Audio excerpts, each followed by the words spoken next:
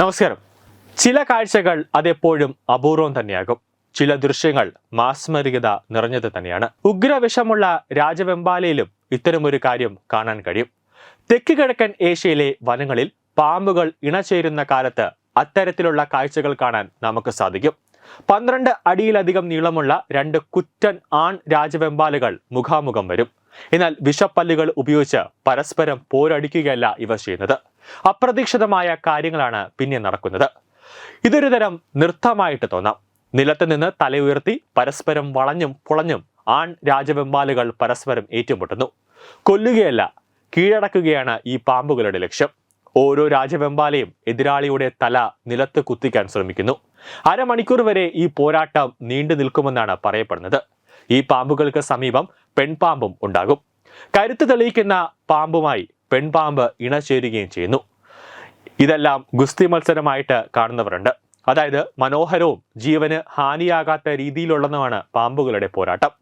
പാമ്പുകളുടെ കാര്യത്തിൽ അവർ ഏറ്റവും കൂടുതൽ പ്രാധാന്യം നൽകുന്നത് പ്രണയത്തിനാണ്. അതിൽ രാജവെമ്പാല ആയാലും രാജവെമ്പാലുകൾ വിദ്വേഷത്തിനല്ല, മറിച്ച് പ്രണയത്തിനാണ് പ്രാധാന്യം നൽകുന്നത്. ആൺപാമ്പുകൾക്കിടയിലെ ഇത്തരത്തിലുള്ള പോര് കാട്ടിലെ അല്ലെങ്കിൽ രാജവെമ്പാലുകൾക്കിടയിൽ നിയമമോ ആചാരമോ ഒക്കെയായി കണക്കാക്കാം. കാരണം പോരാട്ടത്തിനിടയിലും ഈ ശക്തരായ ഉഗ്രവിഷമുള്ള പാമ്പുകൾ പരസ്പരം കടിക്കില്ല. പകരം അരമണിക്കൂർ വരെ അവർ ഗുസ്തി മത്സരം പോലെ പോരാടുന്നു. പാമ്പുകളുടെ ലക്ഷ്യവും വളരെ സിമ്പിളാണ്. എതിരാളിയുടെ തല മണ്ണിൽ കുത്തിക്കണം. അതാണ് ലക്ഷ്യം. വിജയിക്കുന്നയാൾക്ക് പെൺ രാജവെമ്പാലയുമായി ഇണചേരാം.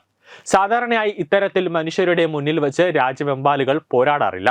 വനങ്ങളിലോ അല്ലെങ്കിൽ ആൾവാസമില്ലാത്ത ഒറ്റപ്പെട്ട ഇടങ്ങളിലോ ഒക്കെ വച്ചായിരിക്കും പോരാട്ടം നടക്കുക. അത്യപൂർവമായി മാത്രമേ അങ്ങനെ ഒരു കാഴ്ച കാണാനാകൂ എന്നതാണ് ചുരുക്കം. തായ്ലാന്റിലെ കെയ്ങ് ക്രാഷർ സക്കീറാത്ത് റിസർവുകളിൽ ഗവേഷകർ അടുത്തിടെ ഇത്തരത്തിലുള്ള അപൂർവ ദൃശ്യങ്ങൾ പകർത്തിയിട്ടുണ്ട്. കാട്ടിൽ സ്ഥാപിച്ച ക്യാമറയിലോ മറ്റോ ഈ ദൃശ്യങ്ങൾ പതിയുകയാണ് ഉണ്ടായത്. മറ്റു പാമ്പുകളെ ചിലപ്പോൾ സ്വന്തം ഇണത്തിൽപ്പെട്ട പാമ്പുകളെ പോലും രാജവെമ്പാലുകൾ ഭക്ഷണമാക്കുന്നുണ്ട്. എന്നിരുന്നാലും ഇണചേരാൻ വേണ്ടിയുള്ള മത്സരങ്ങളിൽ പരസ്പരം ഭക്ഷിക്കാൻ ഇവ ശ്രമിക്കാറില്ല എന്നതാണ് പറയപ്പെടുന്നത്. 2 പാമ്പുകളുടെ വലിപ്പം ഏകദേശം ഒരുപോലെയാണെങ്കിലും ഒന്ന് മറ്റൊന്നിനെ ഭക്ഷിക്കാൻ സാധ്യതയില്ല. അതുകൊണ്ട് ഇത്തരമൊരു പോരാട്ടത്തിനിടയിൽ എതിരാളിയെ ഭക്ഷണമാക്കാൻ മുതിരാത്തതാണ്. മനുഷ്യർ കാട് കയ്യേറുമ്പോൾ ഇത്തരം ജീവികളുടെ വാസത്തെയും കൂടിയാണ് ബാധിക്കുന്നത്. പൊതുവെ രാജവെമ്പാലുകൾ മനുഷ്യരുമായി സംഘർഷം ആഗ്രഹിക്കുന്നില്ല. ആളുകൾ രാജവെമ്പാലുകളെ ഭയപ്പെടുകയും പലപ്പോഴും അവയെ കണ്ടയുടൻ കൊല്ലുകയും ചെയ്യുന്നു. തങ്ങളുടെ ജീവന് ഭീഷണിയാകുമെന്ന ഘട്ടത്തിലാണ് അവ ആക്രമിക്കുന്നത്.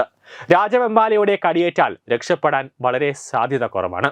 ഇണചേരുന്നത് കണ്ടാൽ ദോഷമാണ് എന്ന് പറയുന്നവരുണ്ട്. അതായത് പാമ്പുകളെ ചുറ്റിപ്പറ്റി പലതരത്തിലുള്ള വിശ്വാസങ്ങളും നിലവിലുണ്ട്.